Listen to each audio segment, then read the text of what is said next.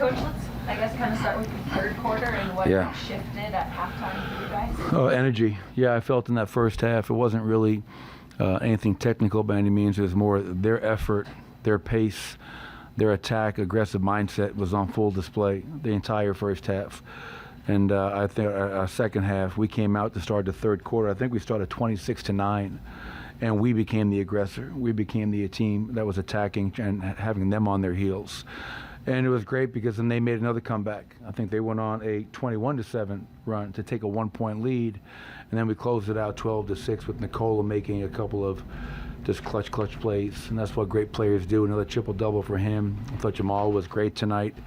Reggie off the bench. And I thought Pope's defense and the hustle plays, like he had a couple plays in that third quarter that I felt were just were winning plays that kind of helped us get the momentum back. This is going to sound like a strange question, but could you be any more confident in the two-man game between Nikola Jokic and Jamal Murray down the stretch in games like this? No, I mean for 8 years now. Obviously, Nikola and Jamal have been playing together for 8 years. And how many close games have we won? Just letting those two play. And we down the stretch we went two-man game. I wanted to get Nikola in the post, force a double team or play straight up. He's going to make the right play. And then once we had a 4-point lead, flatten the court out, let them play two-man game. And Nikola popping for a three was just kind of the cherry on top. So tremendous win. What I liked about tonight was it wasn't easy. We had to work for this, and we had to pick up our energy, and we were able to do so. Now we have one game left on this odyssey of a trip, and hopefully we can find a way to go to New York and try to get one more. Coming in, that their bench was number one in the league, and you look at the second and fourth quarter where they just, all they do is play downhill and attack you. And how tough was it to surprise you at all, and how did you try to counter that in the last 3 minutes? Yeah, well, as I mentioned at halftime, we showed a couple of clips of miss turnover. They were gone. And, they were sprinting. We were kind of jogging back, not communicating, and they were getting whatever they wanted. I think they only had 4 fast break points for the game on paper. We had 18, and that's a great running team. I just think most importantly, Scott, it was us understanding who we're playing, and if we're going to try to win this game, we can't let them be the aggressor. We have to sprint with them, and we have to sprint back at them. And I felt in the second half we had examples of us getting out in the open court, finishing, attacking the basket. So, again, your two best players, Jamal and Nikola, play that way. We become a very tough team to beat. How do you feel about the trip so far? Do these victories give you a lot of confidence before the next game? Yeah, regardless of this road trip, we're 3-1 right now on this road trip, having won the last 3 in a row. But I have all the confidence in this team. This team just won a championship.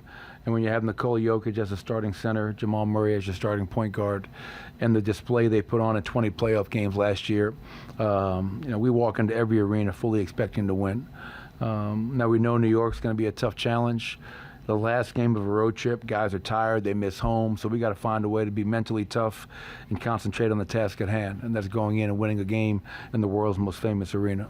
Jokic has a triple-double now against every team in the NBA but the Washington Wizards. Indiana was a team he hadn't had a triple-double against. That's a great trivia question. So Washington's the only one? Only one left, yeah. He missed it by 1 last game. All right. Well, next time we play Washington, I'm playing in 48 minutes, so he can cross that off the list.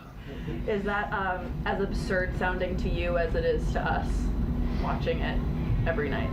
Yeah, it's think about 10 assists, 1 turnover. You know what I mean? And the crazy thing is, I think we're 17-5 now in our last 22 games. My math is correct. And I just want people look up his efficiency. The guy is shooting down there 70%. He's not taking 2 shots a night. He's not one of the guys that I led the league in field goal percentage. I average 3 shots a game. No, this guy is a high volume player.